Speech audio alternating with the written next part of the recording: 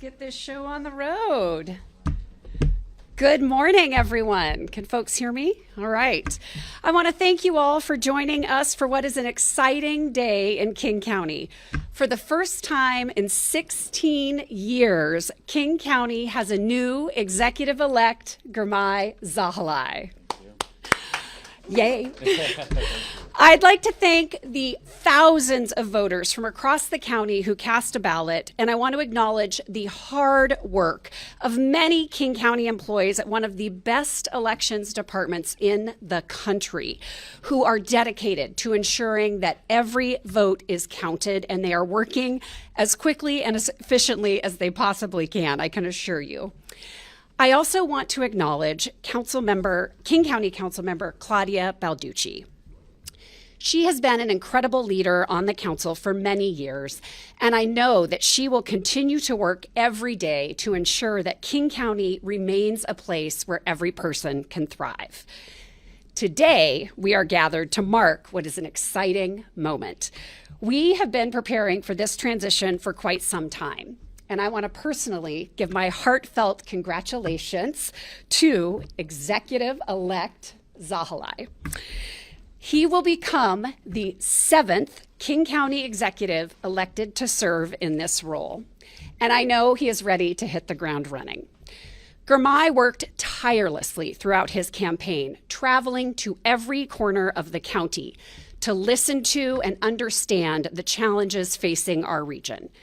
He stands ready to protect King County values and will be a tireless advocate for our unincorporated areas, our cities, and for every person who calls our community home. I know that King County will be in good hands once we complete the transition and officially certify the election on November 25th. But there is still work to be done in the coming weeks. Members of my team stand ready to support a seamless handoff. This was one of the priorities I identified in my 200-day plan, and our cross-department teams have been hard at work preparing briefing materials and plans to help the new team successfully get started on November 25th. So with that, I would like to hand the microphone to the executive-elect to share more about his next steps. Thank you. Good morning, everyone. Thank you so much, Executive Braddock, for that warm and generous introduction. Thank you so much to our media partners for being here today and sharing this important information with our residents during this important moment for King County. My name is Germay Zahalai, and I'm honored to serve as your King County Executive-elect. I want to begin by thanking the people of King County for placing their trust in me and my team. This region raised me, gave my family a chance to succeed, and made my story possible. To now have the opportunity to serve and give back at this level is the honor of my lifetime. But today's not about me. It's about partnership, preparation, and progress. We are here to outline the transition timeline, introduce our transition team, and share how residents can get involved in shaping the future of this administration. Most importantly, we're here to demonstrate that Executive Braddock and I are working side by side to ensure a smooth, coordinated, and transparent transition of leadership. First, Executive Braddock deserves enormous gratitude from all of us. She stepped into this role during a time of uncertainty. We asked her to stabilize an 18,000-person government after a long-time executive departed. And I can say safely, with just 8 months to lead, she didn't just maintain stability, she led with excellence. Under her watch, King County averted the largest fiscal crisis our general fund has ever faced, preserving critical public health and public safety services that our communities rely on. She delivered a balanced $20 billion budget that invests in transit, housing, and behavioral health.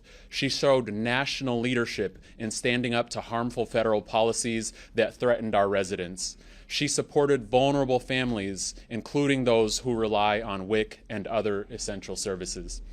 And of course, to top it all off, she is a living, breathing, historical figure, the first woman ever to serve as King County Executive, and that is something worth celebrating. Thank you. Shannon, our region is grateful for your leadership and for the grace, competence, and compassion that you've brought to this moment. Thank you so much. Thank you. I also want to take a moment to thank the 18,000 King County employees who serve our residents every day. Whether you're driving our buses, supporting families in crisis, protecting public health, or keeping our government running behind the scenes, you are the heartbeat of this organization. It will be an absolute honor to work alongside you, support your success, and make sure you have the tools you need to continue delivering for the people of King County. Because this was a unique election, we have a very short runway. Typically, a new executive would not begin until January, would have until January to set up an administration, but we have only 15 days. After the November election results are certified, I will officially take the oath of office on November 25th. After nearly 6 incredible years on the council, that will be my final day as a council member and my first day as county executive. Between now and then, there is a lot of work to do. We are launching a comprehensive transition process designed to ensure that we are ready to govern on day one. Our transition will be guided by a 100-member committee representing every corner of King County and every sector of our community. Leading that 100-person committee will be 4 outstanding co-chairs whose experiences and leadership reflect the full breadth of our region. First up, we have Katie Garrow, Executive Secretary Treasurer of MLK Labor, representing dozens of labor unions and 220,000 working people across King County. Second, we have Brad Smith, the President of Microsoft, representing business, innovation, and technology. Third, we have Doug Baldwin, CEO of Vault 89 and founder of the Family First Community Center in the heart of South King County, representing community leadership and grassroots service. And finally, our fourth co-chair will be Esther Lucero, CEO of the Seattle Indian Health Board, representing our nonprofit and behavioral health sectors. Together, they represent labor, business, nonprofits, and grassroots communities, and they also reflect the full diversity of our expansive geography. Seattle, the East Side, South King County, and our unincorporated areas will be represented.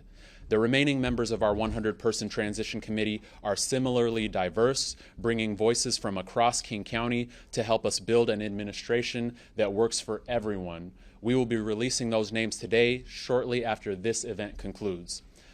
I will also work closely with my colleagues on the King County Council to serve the needs of our constituents in every region. I especially want to thank and acknowledge my colleague, Councilmember Claudia Balducci, who I know will continue to provide outstanding leadership on the council. Our transition committee will organize its work around what I call the 4 Bs for a better future, the same priorities that guided our campaign. Those 4 Bs are as follows. Number 1, breaking the cycle. We will seek to break the cycle of homelessness, addiction, crime, and incarceration that is harming too many people in our region. Number 2, building for affordability. We will prioritize building the infrastructure needed to meet the demands of our growing population. We believe that more supply creates more affordability. That means increasing the supply of housing, childcare, transit, and business opportunities by doing things like accelerating permitting timelines, investing public dollars in our infrastructure, and coordinating more effectively across the region and across sectors. Number 3, boots on the ground. We will push King County to be a more customer service-oriented government with more of its personnel outside in high-impact, external-facing positions. I want you to see us outside, connecting, solving problems in a very tangible way, doing community cleanups, stocking up food banks, knocking on doors in low-income communities, activating physical spaces through the arts to prevent gun violence, and more. I also want us to capture the civic energy of the region through more volunteer opportunities for our constituents. And finally, number 4, better government. We will implement my King County Delivers plan to make our government better, more accountable, more efficient, and more transparent. Over the next 45 days, these subcommittees will meet, hold working sessions around the 4 Bs for a better future, and produce a transition report, a practical roadmap that will shape my first few months in office and our long-term priorities. To make this process transparent and inclusive, we've launched our official transition website, GirmayTransition2025.com. That's GirmayTransition2025.com. There you can find information about our timeline, transition team, and most importantly, how to apply to serve in our administration. By January 5th, which is when work would have normally started for a new administration, many of our new appointees and new department leaders will be fully on board, and our goal is to be operating at full speed with a clear agenda, a unified team, and measurable goals. This is only the beginning. You can expect more announcements and more updates in the coming weeks as we build the team, set the structure, and roll out early reforms under my King County Delivers plan. On a personal note, I want to say how deeply meaningful this moment is for me. I grew up in South Seattle public housing. My parents worked multiple minimum wage jobs to make ends meet, and now my wife and I are raising our baby here in the same community that gave me everything. That journey reminds me every day that an effective local government can give people safety and opportunity. Right now, we're facing some of the toughest challenges in our region's history, from homelessness to a skyrocketing cost of living, from public safety issues to a federal government that continues to cut off vital resources. Yet the only thing greater than the scale of these challenges, in my view, is our capacity to come together and meet them. This is our moment to reset, to unite across cities, sectors, and communities, and to build the partnerships that real progress demands. To the people of King County, thank you for your trust. I will lead with integrity, listen to every viewpoint, and measure success by the real outcomes that we are able to deliver. Safer communities, more affordable housing, better health, and a government that earns your confidence every day. Together, we will reset the region and build a King County that works for all of us. Thank you all so much. And now the executive and I are happy to take a few questions. Thank you so much. Yes, please. You talked about building more housing. Yeah. How do we know that that will indeed be affordable housing? It seems like we build and build, we build over nature, and we still have skyrocketing rents. Absolutely. I think we have to do a much better job of keeping up the supply that is needed for this growing population. The last estimates that I heard showed that we need hundreds of thousands of more homes in general, from market rate housing to affordable housing by 2044. And the latest reports that I just saw in the Seattle Times recently showed that we need billions of dollars of additional revenue to keep up with that demand. And so I will make sure that we're working closely with our state partners, with our regional partners, to make sure that we're making it easier to build, that we're getting the revenue that we need to invest in more housing, and making sure that we're truly prioritizing this issue, as I know my executive, Shannon Braddock, has done as well. Germay, what's the biggest challenge with starting in November versus starting in January?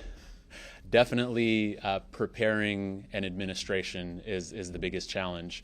We flipped the switch from campaign mode to setting up an administration and a transition committee mode in just a matter of days. I want to show deep gratitude to my campaign team members who flipped that switch very quickly and in a matter of a weekend helped us set up that website that I mentioned before, made hundreds of phone calls to people to serve on our transition committee, identified co-chairs of our transition committee. All of that happened in a very quick turnaround, and when in usual times, we would probably have a couple of months to do that work. And so the condensed timeline just makes everything a lot more rushed than maybe that I would have liked. On affordability, what specifically would be the first thing you prioritize to address that? Yeah, for me, in the short term, it's going to be setting up a really good team. You know, we want to have a good team that has the expertise in these topics. We want to make sure that we have, in our first 60 days, setting up a permitting and regulation review task force to really identify what are the bottlenecks in building the housing that we need. We know that a lot of our housing developer partners say that it still takes too long from submitting an application to getting a shovel in the ground. So whatever we can do to condense that timeline, I'm on board for. I also want to have a strong partnership with the state government, as they've seen in recent reports reports, we don't have the revenue we need to invest in affordable housing at the scale that we need. And so we're going to have really tough challenges about the trade-offs between new revenue versus having the resources that we need to invest at the scale that we need. Because if we don't invest at the scale that we need, we are making a policy decision to not make the investments that we need in the infrastructure that's needed for our growing population. So all of that will be coming aboard soon. Given that, are you excited to start a month earlier? I am excited to start a month earlier because this is what we ran for. You know, we didn't run to win a campaign. We ran to govern. We ran to help solve problems. And I've been so excited in getting to talk with people about their ideas, talk with the executive, and really shape a future that we can all be proud of. You're an insider, so how quickly can you realistically expect to achieve your goals? I mean, the budget is a 2-year budget. It's Yeah. just been finished by your colleague. Yeah. What can you effectively really do quickly? That is a great question, and it's exactly the charge that we are giving to our transition committee. What I'm asking them to do is not only identify the long-term, sometimes abstract goals that we all want, you know, end the housing crisis. That is long-term, that is abstract. I'm also asking them in each subcommittee to give me 3 to 5 short-term actionable steps that can be taken so that our communities can start feeling our impact very quickly. And so you can expect that outline of short-term actionable goals to be delivered along with the transition report that they're going to give us in December. Marcus. Yeah, Executive-elect, obviously right now in your current role on council, you represent the unincorporated area of Skyway. Yeah. I was talking to many of your constituents there, and I think as the vote shows, they're very enthused in your new role. However, there Yeah. was some mild trepidation, Yeah. as your grandmother put it. Often, particularly in black communities, we get somebody who serves us, and then they get a promotion, Yeah. and then we get deprioritized. So Yeah. can you just speak to how Skyway will remain a priority in your role as your portfolio has grown?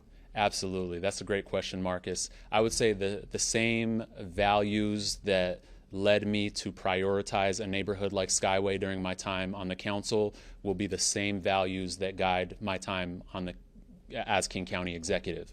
And that is making sure that I continue to say that the people closest to the pain have to be closest to the policy. I want to elevate the ideas that are coming from neighborhoods that have long been underinvested in, neighborhoods that see, for example, in Skyway, the highest proportion of African Americans in the entire state of Washington.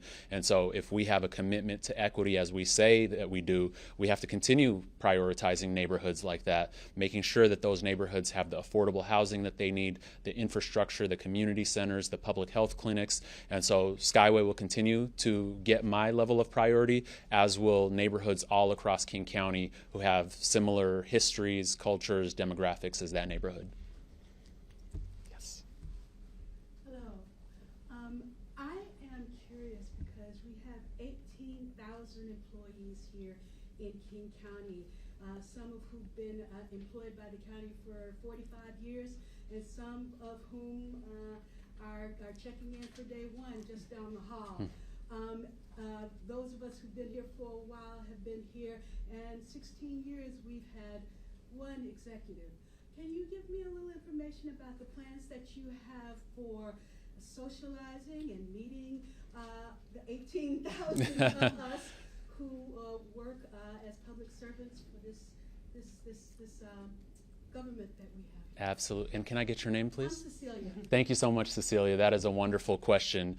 The same way that I believe that I have been a boots on the ground, grassroots type of council member who prioritizes the voices of constituents who are closest to the issues that I'm trying to solve, I believe that same value needs to guide my time as a manager, which is King County executive, in addition to being an external facing position, is also a manager of 18,000 people. And I want to make sure that frontline workers who are actually the ones delivering the services are the ones in partnership with me guiding the policies that deliver that service. And so you can expect me in the coming months to be spending the night shift in our King County corrections, in our King County jails, seeing what our frontline workers are experiencing. You will find me riding the metro buses with our operators all around the region to experience what they are experiencing and see what they're experiencing. You will find me in our public health clinics sitting alongside our public health workers